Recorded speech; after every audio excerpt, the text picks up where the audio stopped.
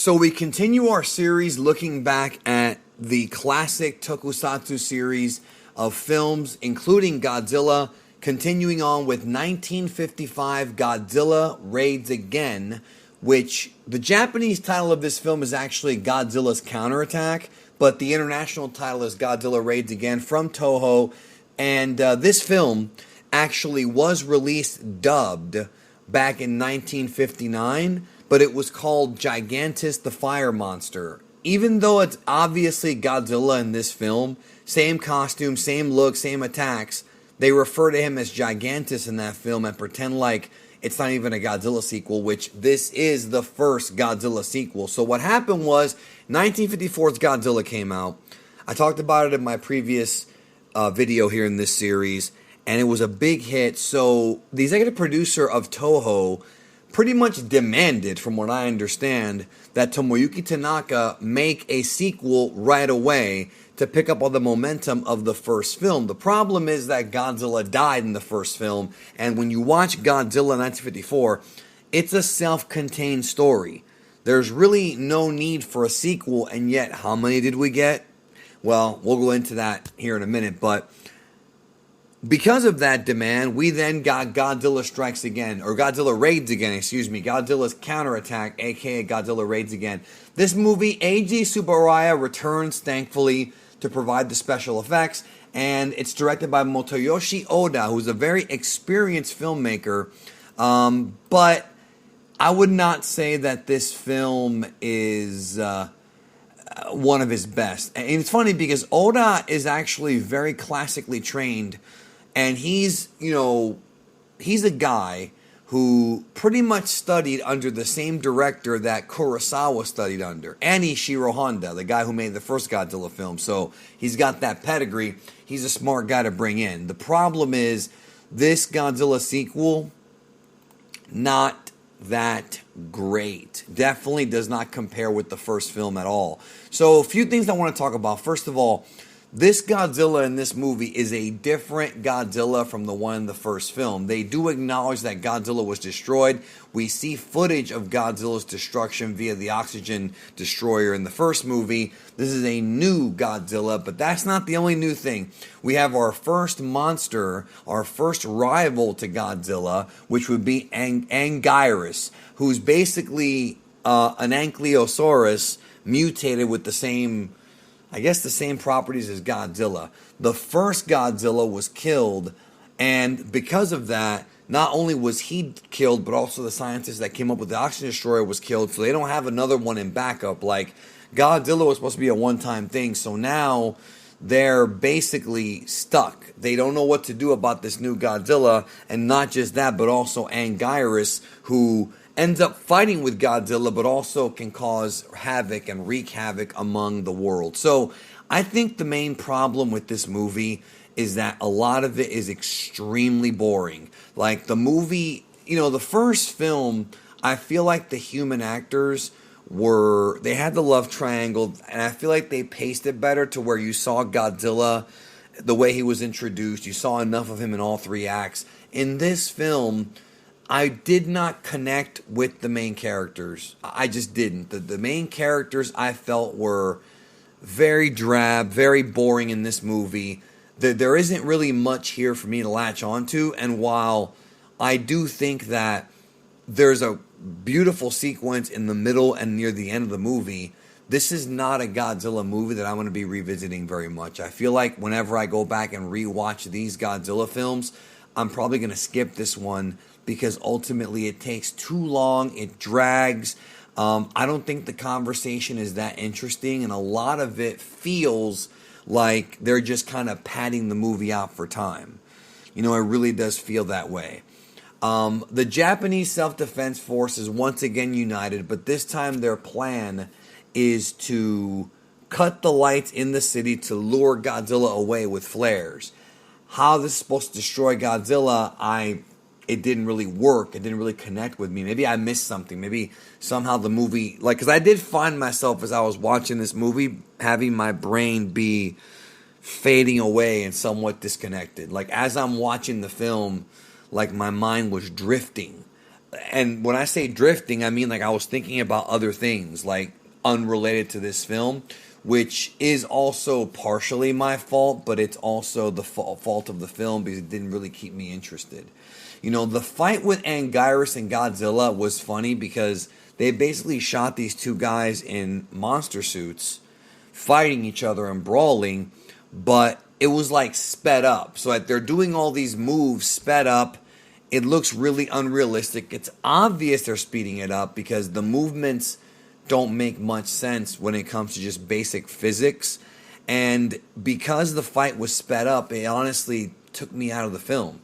It's one of those things where obviously when you watch these movies, you know it's not real. You know there's a guy in a suit, there's miniatures. It's not a documentary, right? But the first movie did such a great job of making Godzilla as real as possible with the way it was shot, the way it was directed, the way it was written. This movie, when you see the fight with Godzilla and Gyrus, it's almost comical.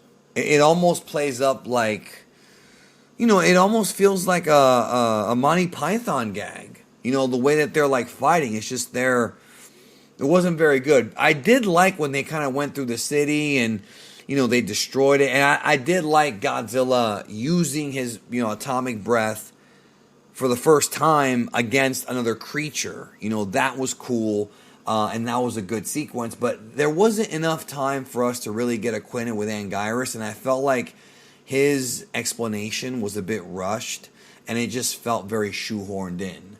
And obviously the other Godzilla films coming up are going to have similar ideas to this. They sometimes do a lot of ass pulls, and it's unfortunate, but it's also a situation where I understand, and in some cases it does make sense. Here, though, we didn't get enough time with Anguirus to really appreciate either he and Godzilla's beef, if you want to call it that, or get to know him as a character, or even get to know his origin. It just didn't work.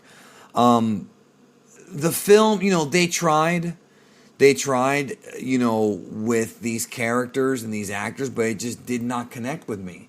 And there wasn't, I think that the lack of a lot of Godzilla was, you know, it just kind of was missing. Now, I did like the third act with Koji Kobayashi. He tries to engage Godzilla, but Godzilla just wipes him out. And, you know, that was kind of a tragedy. There's a scene where you see these pictures, and it was sad, but it didn't really hit me in the same way that it did in the previous film, you know, with the scientist sacrificing himself for the world. So basically what they do is they blast these avalanches to try to trap Godzilla under, like, this rubble or whatever. And they blast away, but they cover him. So it's kind of left ambiguous in that it feels like Godzilla he's been beaten, yes, but like it wasn't like he's dead. Like they left it open for another sequel. Now the next movie after this in the Godzilla timeline would be Godzilla vs. King Kong, a movie that I have not seen in its original Japanese. Saw it when I was a kid, a long time ago. I think it was on either Showtime or Sci-Fi, or maybe it was on like standard non-cable TV. I don't remember. I know I saw it during the day. But you gotta understand, a lot of these movies, when I watched them, I was really like a kid. Like when I say a kid, I mean somewhere between the age of 5, 6, 7, 8, maybe even like, you know, younger. The Heisei films I discovered when I was like 12, so I could appreciate them more. And that's probably why the Heisei series is the one that I kind of connected the most. But, you know, the issue with this movie is just the characters not that interesting. The dialogue to me is not that interesting. I feel like as much as I do respect Motoyoshi Oda, it's not paced very well, and I think we waste a little bit too much time. And also, there's also sequences here, and maybe it was my eyes tricking me, but there's a couple sequences where it looked like Godzilla's costume was falling apart. There's one in particular where it looked like the helmet was like, or the top, the mask part was disconnected from the body. And I don't know if that's a thing where it was because I'm watching this in a high definition remaster. Maybe if you saw the original transfer or like a DVD, maybe it didn't look so obviously bad. But with this high definition transfer, you could see things like that. You could see like the miniatures. It just became a little bit more obvious than in the first Godzilla film. I feel like in the first Godzilla film, they used mountains and things like that to kind of mask some of the stuff. And this is the last. If I think I'm right on this one, that this is the last black and white Godzilla film to ever come out. In my research, I also found out that this movie was actually released in Japanese in some parts of the United States. Like before they came out with the that ridiculous Gigantus, the fire monster, alternate version or whatever, they released this film in some Japanese theaters in the U.S., like theaters that cater to Japanese neighborhoods. I don't know where that would be, maybe in California or something.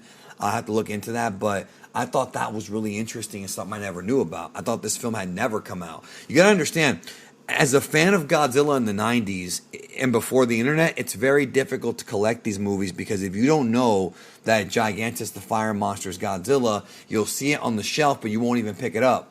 You know what I mean? And a lot of these films never even came to America. Like a lot of them never got home releases, or they got really bad dubs, or that maybe it took years before they came out on DVD or VHS. And some of them were just really rare. So collecting every Godzilla film for a long time in the United States was very difficult unless you had somebody in Japan who could send them to you, and even then you wouldn't get them subtitled. So it was difficult for a long time to get these. They were rarities.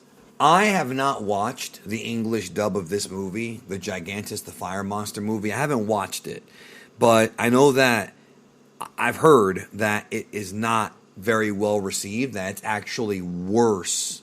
It's actually worse than in the previous film. I will say, though, that it's, this film, a lot of it just felt, I guess it felt rushed, but that's because it was rushed. You have to remember, they saw how big the first Godzilla movie was and rushed the sequel into production. So I felt the director and the producers had a lot, like they probably had a lot of stress, and they had a lot on them. And you have to remember, Godzilla was the first of its kind in Japan, so the technology to be able to create this kind of movie was still new, and not everybody knew how to do it. But it's also one of those things where it just can't compare to the previous film. If you look at it as a standalone film, a lot of it is boring, and a lot of it is just, it didn't feel right. It didn't feel the same, and it dragged. It almost felt like one of those movies that people think black and white movies are. Like, a lot of people think that all black and white movies are like boring, they don't have special effects. Some of the younger people think that way. It's a very ignorant way to think, because obviously the world was different back then and movies were made differently. But this is what I think, this is the kind of movie that people who criticize black and white classic films, this is like the stereotype of what they think they are. You know what I mean? This movie. In my research, I looked up some information, and it looks like some people think that while the first film, 54 Godzilla, was a metaphor for Hiroshima, which I thought it was a metaphor for all, like both the atomic bombings, but some people believe that the first movie was just a metaphor for Hiroshima, and that Godzilla Raids Again was a metaphor for Nagasaki. I really don't know the differences between those two attacks. I mean, there's obviously imagery in this film, because this film takes place in Osaka mostly, of like mushroom clouds, but I assumed that there were mushroom clouds in both atomic bomb attacks. But I'll be honest with you, I haven't studied World War II since high school, and even though I love studying World War II, it's one of the most interesting times in the history of our species. And I used to be a big history buff, and I kind of still am. It's been a while since I freshened up on that. So maybe I should watch some documentaries to learn the differences, because maybe that would have helped me understand this movie better. But either way, even if it is a metaphor, a film having a metaphor can make it more interesting as far as what they were going for, but it won't make the movie better if it's just a poorly edited film or a poorly made movie. So this one, unfortunately, it's just not a movie that I want to watch. I don't want to watch this movie in like frequently. Like the first movie I could watch over and over again if I'm in the mood for it. Honestly, it is a movie that I feel like I have to be in the mood to watch, but it is a classic and I appreciate it. This one, it doesn't have what the first one had going for it in that it was the first of its kind. It's fresh. This one just kind of repeats what the other one did, but it does introduce the monster versus monster concept that would be pretty much the remainder of a lot of this franchise. Almost every movie ends up being Godzilla versus somebody else. It all started here with this one. And I do feel like Anguirus is probably one of the weaker Godzilla enemies. I love the way he looks though, but he's no Mothra, he's no King Ghidorah for sure, he's no Space Godzilla even. He's just, you know, in many ways a forgotten about, I guess, antagonist, even though in this movie they're both antagonists, because one thing I do appreciate about it is it does feature both of them as just being creatures. They don't have consciousness. They're forces of nature, the way that Godzilla was portrayed in the first movie. But yeah, it's still not a movie that I particularly enjoyed. It was a 2 out of 5 if you ask me for like a rating on it. You know, 2.5, 2 out of 5, maybe even like just straight 2 out of 5. The next one I'm gonna watch on the Godzilla list supposed to be King Kong versus Godzilla, but I think I have to watch Rodan and Mothra first because we're watching them all in order, and those characters would become part of the Godzilla mythos in future movies. So I may be watching those first and then getting to Godzilla versus King Kong, or I'm sorry, King Kong versus Godzilla. So we'll see. Anyways, thanks again. Let me know what you think about Godzilla Raids again. Talk to you in the next one.